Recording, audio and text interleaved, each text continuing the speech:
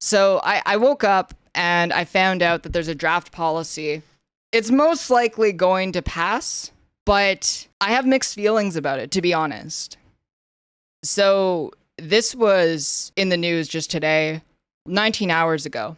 In the wake of swatting arrests, London police draft policy for trans suspects. A month after a transgender activist complained publicly about how she was treated in London police custody, the force has drafted a policy for searching and detaining trans suspects that focuses on respecting their human rights. I gotta say, I don't feel very respected.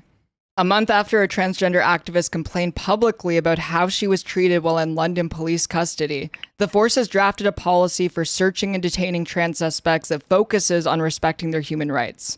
The proposed policy, the second of its kind in Ontario, comes in response to the high-profile case of Clara Sorrenti, 28, whose home was raided by police August 5th after false emails threatening a City Hall shooting spree were sent out under her name.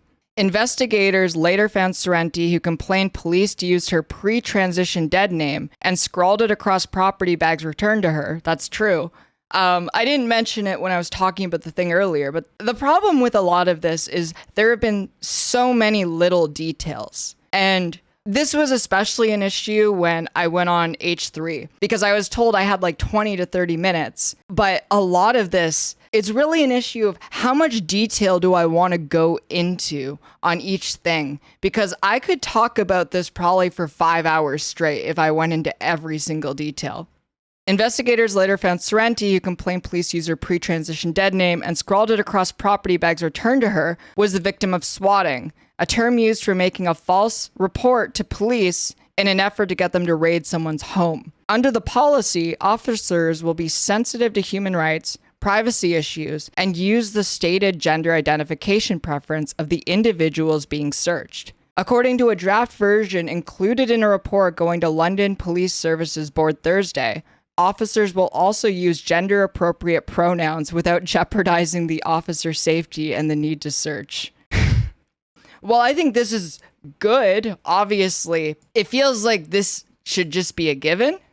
Also, the phrasing that the pronouns could jeopardize officer safety and the need to search is kind of like, I don't know. Like, what's the situation that would be true?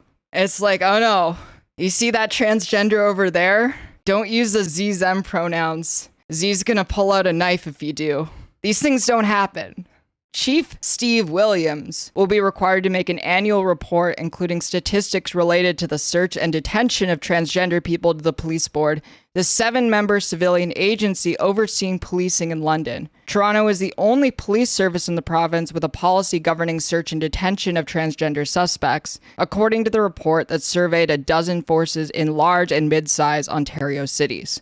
Sorrenti applauded police for the new policy, but said she wants to see the force move to prevent further swatting attempts. I do think it's a step in the right direction, but I'm still more upset in how the swatting situation was handled with me. Sorrenti said Tuesday from Belfast, Northern Ireland. Sorrenti was detained for 11 hours and had her electronic devices seized. Questioned why police didn't do their due diligence before sending emergency response unit members to her home early on August 6. It would have taken them less than 5 minutes to look up the name Clara Sorrenti and do some background research to realize I have no violent history, that I'm a public figure, she said. 6 days after the raid, Chief Williams called Sorrenti to apologize and ordered investigators to open a criminal probe into who sent the emails. So I really do mean that. I have a long history in the city. I was born in the city of London, Ontario. I was raised there. I've spent the majority of my life there, aside from like the month I'm staying in Ireland and like the month I stayed in Thailand. I've run youth groups in London. I've run for office multiple times in London. I've met the mayor and the previous mayor and city councillors and members of parliament, and it would have taken 5 minutes or less to figure this out and to figure that I have absolutely no violent history. I have no previous arrests. There is nothing that would suggest that I was going to go out on a killing spree. In a long statement, Williams outlined events leading up to the raid, denied officers at the station referred to Sorrenti by her dead name, and justified deployment of tactical officers, citing the potential threat to public safety. Sorrenti fled to Europe 4 weeks ago after trolls posted the address of the London hotel where she was staying at on kiwifarms.net, the same website where users published her home address and other personal information, an online harassment technique known as doxing, in the months before the police raid. Sorrenti, known online as Keffals, became a target of a coordinated harassment campaign after she started speaking about transgender issues in the US on Twitch, the live streaming video website, and Twitter, where she has a combined 200,000 followers. In response, Sorrenti lobbied web service providers to stop working with Kiwi Farms. The website went offline over Labor Day weekend after Cloudflare, a firm providing security service to the website, dropped it as a customer, citing an immediate threat to human life. The events of the last month have taken an emotional toll on Sorrenti, who plans to return to Canada in October. It's really upsetting how much hate there is for me. Yeah. So, to date, there has been no update and no communication, really, with the London Police Service. They've tried to get more information so they could start a separate investigation about the people who hacked my Uber account, but I can't do that because I can't call Uber. They can only talk to me if I have a Canadian number I can call them with. And because I have a UK number right now, there's nothing they can do. So I'm kind of in limbo until I get back to Canada. The thing that really upsets me about this is that, as I said earlier, I don't really care that much about the transphobia. It was very hurtful, and I expect better from a government institution, but it's something that I am so used to that I feel numb to. The dead naming and misgendering felt more like insult to injury over how much the police fucked up this situation. Like, it would have taken 5 minutes or less to look up Keffals, find my Wikipedia page, do a quick glance to realize who I am and that I have a long history in this city, and not send the fucking SWAT team. Or emergency response unit, because we don't call it SWAT in Canada. The term just kind of got imported from the US. So, yeah. Do I think this is a good policy? Sure. Am I happy about this and happy about how I am central to this policy? No, I'm not. Because what I wanted an apology for is what I never got an apology for. I wanted an apology for their incompetence, for the fact that they put my life in danger because they didn't do their job. And instead, they're like, okay, we're not going to apologize for putting your life in danger and pointing firearms at you and your fiance. However, we're sorry if we use the wrong pronouns. And it feels incredibly insulting to me that this is the response. I'm happy in one way.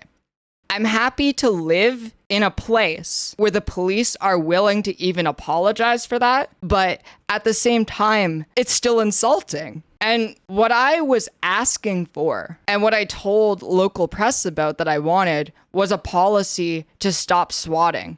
And so far, the only policy is saying, we are going to do the bare minimum when interacting with trans people. That's it. That was the takeaway. Like, just going back to it.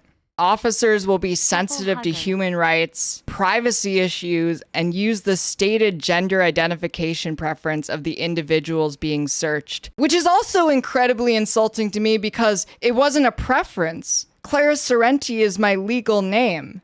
That's not a preference. There is no other name that I go by. Like, I guess I go by Keffals online, but legally, I have one name, a name that has been on ballots in this city before. I don't really see how there was an excuse for this. And I especially hate the people who obviously have a bias towards trans people, not realizing that the situation that happened with me could happen to literally anyone. Anyone, whether you're white or black or cis or trans or gay or straight, or any marginalized group, someone could easily take your name with a burner email, attach a photo of a gun, post your address in the email and say, I'm gonna go kill a whole bunch of people. And you're most likely going to get the same response from the police. So it's kind of upsetting that people who don't seem to realize that the issue with me is not a trans issue. It's an issue that affects every single person that lives in a city that has a police department. Yeah, they'll point guns at me while gendering me correctly. I feel so comforted. So I guess just to cap it off, because I don't really have much more to say on it. Sending you so much love, and to Alex, I'm happy that what an awful they have this policy. I am so worried about my trans kiddo going but similar experiences. I'm disappointed Please keep being your that they refuse to apologize for where the majority of the suffering I endured came from.